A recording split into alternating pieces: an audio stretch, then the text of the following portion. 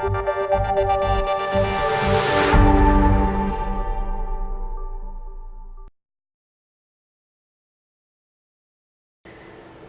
everyone. Today in series of Doplex's KOL interviews, we have with us Dr. Alaeddin Saghir, who is a consultant endocrinologist at BR Medical Suites, DHCC, and consultant endocrinologist at Emirates Hospital.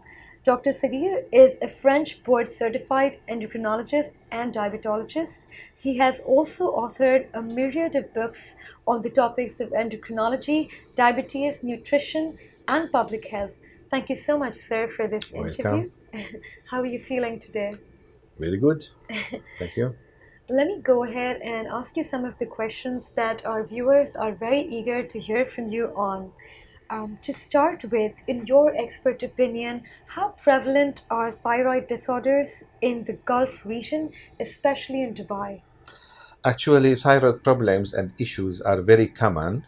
In the past, it was rather a rare disease, but now with the development of investigations, lab investigations, everything, it has become very common. I read a review about the epidemiology of thyroid problems in Europe and in USA. Around 12% of people may have one of these problems, as we will discuss later. I think in Gulf countries it's a little bit more because we have more hyperthyroidism, more hypo than Europe or USA, maybe due to the climate, due to other reasons. I think it's around 15% of people may have one of these problems. It could be hypothyroidism, hyper, which is more rare than hypo, and especially the thyroid nodules and inflammation, chronic inflammation, what we call thyroiditis. And now to talk more about hyperthyroidism. What effect does hyperthyroidism have on the body? And in your Exactly. experience, how can it best be managed? Hyperthyroidism is less common than hypo. We call it Graves' disease. Graves is the doctor who discovered it. In Europe, they call it Basdo disease, which has been discovered by the Dr. Basdo. This is hyperactivity. The gland secretes much more hormones than usual, and this will make, you know, that thyroxine or the thyroid hormones are responsible of metabolism and of heat regulation. So it makes what we call a palpitation, very important. It makes weight loss because metabolism increases, sometimes remarkable weight loss, 20 kilograms for example. Sometimes it makes, because of the autoimmunity, because of the deposition of antibodies behind in the muscles of the eye, we have exophthalmos. You see some people, but this is now rare, more rare, because we treat it as soon as it happens. In the past, it was very common. It was nearly 30% of those who have hyper may have exophthalmos. Now it's less than 5% of people, especially in neglected cases, may have exophthalmos, and it is treated, managed very successfully. Success is around 90%. We can stop the disease totally. 10% after, provided that treatment should be managed with under the survey of a doctor, endocrinologist. If it's done by the patient himself, for example, he will reduce or increase the doses of antithyroid. Maybe it will be not as successful as usual. Normally, we begin with big dose, then we reduce until the gland is suppressed. We call it suppressed, and then the gland will become normal within 1 to 18 months, 1 year to 18 months. In 10%, maybe we can repeat for another year. Yeah. And doctor, could you please elaborate on hyperthyroidism and what can happen if an overactive thyroid is left untreated? Ah. The patient will have palpitations. The patient may have heart problems because of the palpitations. The patient will have nervous problems because this will affect the nervous system. Exophthalmos, I told you that he will have exophthalmos. many other diseases. Maybe I do not like to make panic to patients, but it shouldn't be neglected like this. No, it should be treated. It could compromise the health if it is left without treatment. As long as treatment is very easy and very cheap, why should we neglect it? So it should. The most important complication is heart complications and eye complications. Yeah. Absolutely, doctor. And now, again, we would love to learn more about thyroiditis from you, and Yes. also if you can elaborate on its management approach. Thyroiditis is inflammation. Itis, it means inflammation of thyroid. It's very common, especially in women after pregnancy and labor, what we call postpartum thyroiditis. It's caused by autoimmunity. Autoimmunity is like, allergy. When we have a foreign body, the body will become allergic, will make reaction, and this reaction is autoimmunity. The body will make antibodies. These antibodies will destroy the bacteria, for example. The same happens in thyroiditis. We have an external factor. In case of pregnancy or in case of labor, we have antigens which come from placenta or which comes from because of pregnancy. The body will form antibodies, and these antibodies will destroy thyroid. At the beginning, we have big thyroid with overactivity.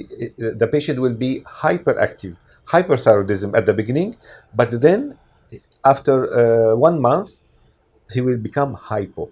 That's why it's better to treat it quickly with anti-inflammatories, with cortisone. We must treat it as soon as it is diagnosed. With this, we can save the destruction of the thyroid gland. Then, in inflammation, at the beginning we have hyperthyroidism. Then, after a certain period between 1 and 3 months, we may have hypothyroidism. Yeah. Um, and doctor, now to talk more a little bit about thyroid nodules. Mhm. In your opinion, what is the epidemiology of thyroid nodules, Okay. especially focusing on the Gulf regions? The epidemiology, we have nodules due to what we call remaining embryonic cells.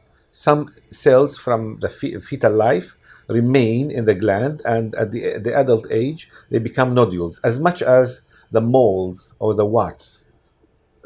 This is what we call, it looks like a small tumor, but it's benign at the beginning. So this is, nobody knows why it happens. It's very common.